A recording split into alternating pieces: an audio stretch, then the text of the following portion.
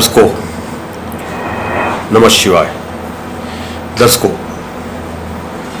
जीवन में अनेक प्रकार की आवश्यकताएं होती हैं, अनेक प्रकार के कष्ट आते हैं, अनेक समस्याएं होती हैं। कभी कर्ज की समस्या, कभी विवाह की समस्या, कभी घर क्लेश की समस्या, अनेक प्रकार की समस्याएं, कभी धन का अभाव, नौकरी का न मिलना, आदि आदि। आज मैं आपको एक ऐसे छोटे से प्रयोग जो मेरा स्वयं का भी आजमाया हुआ है, ऐसा छोटा सा प्रयोग आज मैं आपको बताने जा रहा हूं। जिसको आपने कर लिया तो ये मान के चलिए कि सुख, समृद्धि और स्वास्थ्य। घर में काफी दिनों से किसी की बीमारी चल रही है, कितनी दवाई कराने के बाद भी लाभ नहीं हो रहा है, तो आप ये मान के चलिए कि अगर इस प्रयोग को आपने अपने घर में किया तो धीरे धीरे करके घर के लोग जो बीमार होंगे या कोई एक व्यक्ति बीमार होगा, आप देखेंगे कि उसके स्वास्थ्य में कैसा परिवर्तन आ रहा है। घर में अनुकूलता आ जाएगी, लोग एक दूसरे का सम्मान करने लगेंगे, एक दूसरे के भावनाओं से परिचित होंगे। और बहुत छोटा सा प्रयोग है और इसमें आपका कोई विशेष धन भी खर्च नहीं होगा और इसे आपको अपने से ही करना है। किसी की सहायता की जरूरत नहीं है। डिस्क्रिप्शन में मैं सामग्री भी लिख दूंगा, आप बाजार से ले सकते हैं और बना सकते हैं। हवन हमारे सनातन धर्म में हम कोई भी पूजा पाठ करते हैं, जप करते हैं, तप करते हैं, निश्चित रूप से हवन का एक विशेष महत्व है। हवन के द्वारा हम अपने इष्ट देवों को प्रसन्न करते हैं। यहाँ पर मैं एक छोटा सा हवन ही बताने वाला हूँ। हवन की जो सामग्री है आप पहले नोट कर लें या इस वीडियो को 2 बार 3 बार देख लें। तिल, काली तिल का आधा हिस्सा चावल और चावल का आधा हिस्सा जौ, ये इसका अनुपात रहता है। अब मान लीजिए यहां पर मैं 200 ग्राम तिल लिया, 100 ग्राम चावल, 50 ग्राम जौ। इन सब को पहले अच्छे से छान ले, बीन ले, धो ले, किसी प्रकार का कचरा न रहे, छोटे छोटे कीड़े रहते हैं वो ना रहें, धूप में सुखा करके। और इसमें थोड़ा सा गुड़ मिला दें, थोड़ा सा धूप मिला दें। आजकल मार्केट में बना बनाया धूप भी आता है, थोड़ा सा धूप मिला दें और गाय का घी, ये सब चीज़ों को मिला करके आप किसी एक पात्र में रख लें।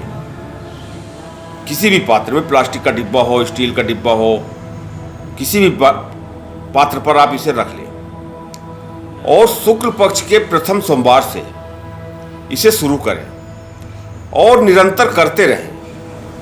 बहुत छोटा सा उपाय है ये, करते रहें। अगर गाय के गोबर का कंडा मिल जाता है तो बहुत सुंदर है, और नहीं मिलता तो आम की लकड़ी। इसके साथ आपको हवन करना है। एक मिट्टी का पात्र बना लेते हैं हवन करने के लिए, और आजकल बाजार में बने बनाए भी मिलते हैं, उसे भी हम ला सकते हैं। तो अग्नि प्रज्वलित करके, और कुछ भी नहीं करना है आपको। जो मैं मंत्र बोल रहा हूं, इस मंत्र का 21 बार सवेरे स्नान से फुर्सत होकर के, साफ सुथरे वस्त्र धारण करके, और आपको इन 2 अंगुलियों के सहारे से हवन करना है। मंत्र चर्चित मंत्र है और बहुत ही शक्तिशाली मंत्र है, पावरफुल मंत्र है। महामृत्युंजय मंत्र, ओम त्र्यंबकम यजामहे सुगंधिम पुष्टिवर्धनम उर्वारुकमी बंधनान मृत्योर्मूर्छिमान्तात् स्वाहा। ऐसे करके आप 21 बार प्रतिदिन घर का कोई भी सदस्य, अगर महिलाएं अगर नहीं कर पा रही हैं किसी कारण से, तो घर का कोई भी व्यक्ति इस हवन को कर सकता है। पूरब की तरफ मुंह करके बैठ जाए, कोई आसन ले ले, इसमें कोई समस्या नहीं है। और जब कुछ दिन हो जाते हैं तो धीरे धीरे धीरे धीरे 21 दिन के बाद इसका प्रभाव आपके जीवन में अपने आप दिखने लगेगा। और धीरे धीरे करके घर में इतनी शांति होगी, इतनी अनुकूलता आएगी, अनायास जो खर्च बढ़ जाते हैं बीच बीच में वो रुक जाएंगे, बीमारी चली जाएगी। हम हमेशा कुछ ना कुछ सोचते रहते हैं। हमारे मन में एक प्रश्न हमेशा रहता है कि कोई ऐसा व्यक्ति हमें मिल जाए जो कुछ बता दे और हमारा सब कुछ ठीक हो जाए। दर्शकों, ज्ञान की बात यह है कि आज कलयुग में गुरु घंटाल बहुत लोग मिल जाते हैं और ये छोटे छोटे जो प्रयोग होते हैं, जो छोटे छोटे से उपाय होते हैं, ये शास्त्रों में हैं।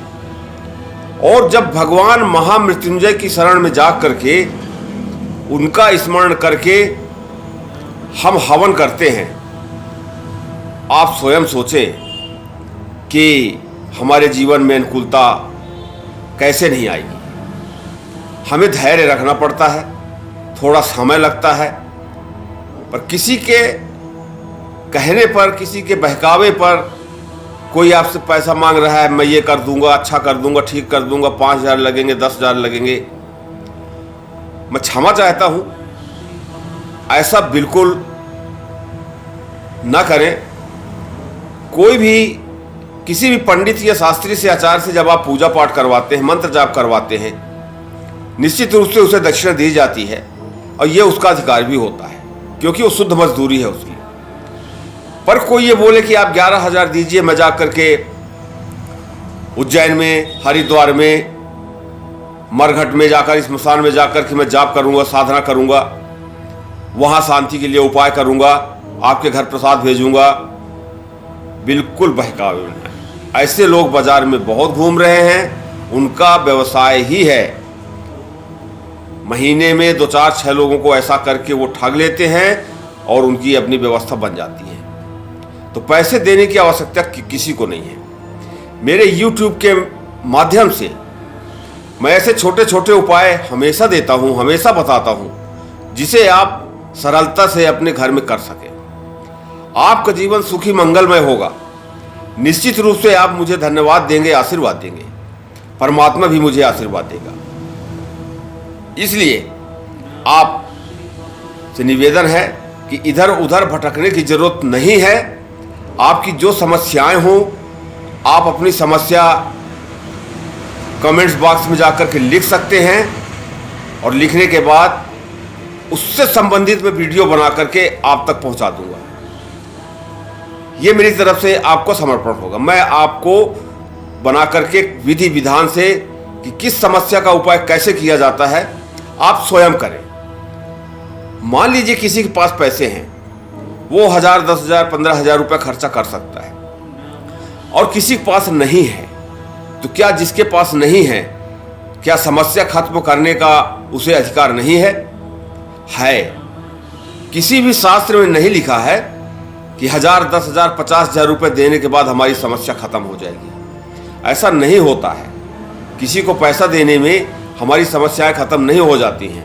आप घर में पूजा पाठ कीजिए, घर में पूजा पाठ करवाइए, योग्य पंडितों से करवाइए, हवन करवाइए, जाप करवाइए, ये तो बात समझ में आती है। पर कोई आकर के बोले कि मैं स्मशान में जाकर के जाप करूंगा, कोई बोलेगा मैं हरिद्वार में करूंगा, तो क्या आपके घर नहीं है, कि आपके पास स्थान नहीं है, क्या आप जाप नहीं करवा सकते हैं? अगर वहीं खर्चा करना है तो फिर आप अपने घर में किसी योग्य आचार्य को बुला करके आप अपने घर में करवाइए। मेरा यही निवेदन है, अपने धन को अनायास नष्ट मत कीजिए। एक तो हमारी एक समस्या खड़ी रहती है कि इस समस्या से हम मुक्ति कैसे पाएं, और दूसरी तरफ ऐसे लोग हमें मिल जाते हैं और हमारी असहायता का, हमारी मजबूरियों का जो फायदा वो उठाते हैं और धन के रूप में, नगद के रूप में उठाते हैं। ये और घातक हो जाता है। आपका बिल्कुल धन खर्चा नहीं होगा, विश्वास आपको होना चाहिए। 33 करोड़ देवी देवता हैं, हमेशा किसी न किसी देवी देवता से व्यक्ति जुड़ा रहता है। यहाँ पर मैं आज आपसे एक निवेदन करूँगा, आस्था विश्वास सबके ऊपर रखिए। कोई भी देवी देवता अलग नहीं है, कोई देवी देवता कम या कोई ज़्यादा नहीं है, कोई मंत्र छोटा या बड़ा नहीं होता है।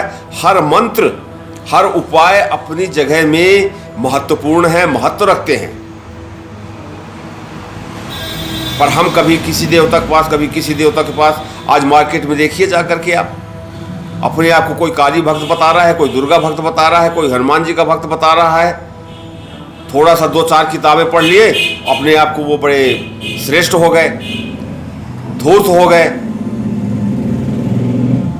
सीधे साधे लोगों के पास जा करके उन्हें ठगना चालू कर देते हैं। इस ठगी का शिकार ना बने आप। ईश्वर पर, जिस भी भगवान को आप मानते हैं, आपकी आस्था, विश्वास सबके ऊपर होना चाहिए, पर निष्ठा किसी एक के ऊपर होना चाहिए।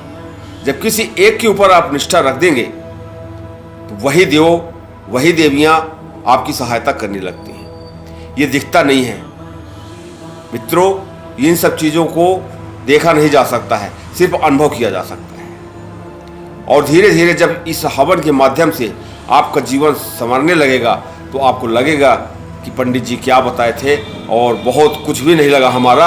आपका सिर्फ विश्वास लगेगा। करना है तो आप विश्वास से करें। मेरे बताने मात्र से नहीं होता है मित्रों। मैं बता रहा हूं, आप सुन रहे हैं, इसलिए कर रहे हैं, तो ये उचित नहीं होगा।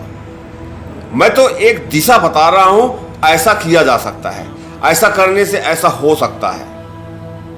और जब आप उसको करेंगे तो उस करने की क्रिया में आपका समर्पण चाहिए, आपका विश्वास चाहिए, आपकी आस्था चाहिए, आपकी निष्ठा चाहिए उस देवी देवताओं के प्रति। यहाँ भगवान भोलेनाथ का मंत्र है।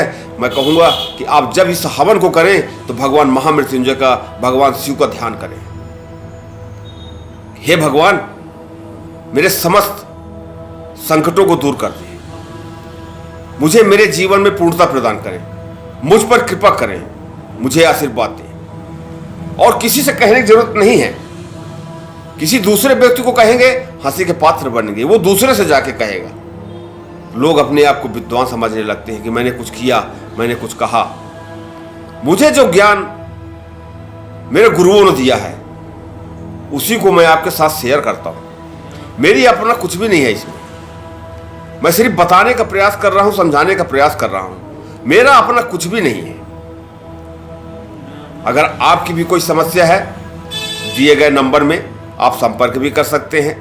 आप जन्म कुंडली दिखाना चाहते हैं तो आप अपना नाम, जन्म तारीख, जन्म समय, जन्म स्थान ये मैसेज कर सकते हैं। व्हाट्सएप नंबर भी है ये। बस मैं इतना ही कहूँगा कि आप इस हवन को करें, करें, करें, अवश्य करें। आपको लाभ 100% दिखेगा कुछ दिनों के बाद। ऐसा मत कहिएगा कि 4 दिन, 6 दिन, 1 हफ्ता हवन किए और इसका लाभ नहीं हुआ। और एक बात और कहूँगा कि जब आप हवन करें तो सिर्फ हवन ही करना है आपको। आपका ध्यान मंत्र में होना चाहिए, आपका ध्यान समर्पण में होना चाहिए, आपका ध्यान आहुति में होना चाहिए, आपके ध्यान में भगवान शिव रहने चाहिए। जितना ज़्यादा आप अपना ध्यान लगाएंगे आपका कार्य उतना ही अच्छा होगा, कार्य सिद्ध होगा। इस वीडियो को आप लाइक कर दें, शेयर कर लें अगर अच्छा लगा हो तो। आप मेरी बात सुनने के लिए न तो बाध्य हैं और न मानने के लिए बाध्य हैं, पर मैं निवेदन करूंगा कि अगर आपको यह वीडियो अच्छा लगे आप इसे शेयर कर दें, सब्सक्राइब कर लें, जिससे कोई भी धार्मिक वीडियो जब मैं डालूं तो आप तक सीधे पहुंच सके। और जब शेयर करेंगे तो ऐसा वीडियो जब किसी के पास जाता है और कोई उसे देखता है और ऐसे उपायों को जब वो करता है, उसके जीवन में जब प्रसन्नता होती है, खुशहाली आती है, तो निश्चित रूप से कहीं ना कहीं आप भी शुभ कर्म के हकदार हो जाते हैं और वो आशीर्वाद आपको भी मिलता है, आपका एक पुण्य बन जाता है। मेरा निवेदन है कि आप शेयर कर लें, सब्सक्राइब कर लें। किसी और समस्या को लेकर के और फिर एक वीडियो दूंगा आपको। तब तक के लिए सभी दर्शकों को सादर नमः शिवाय।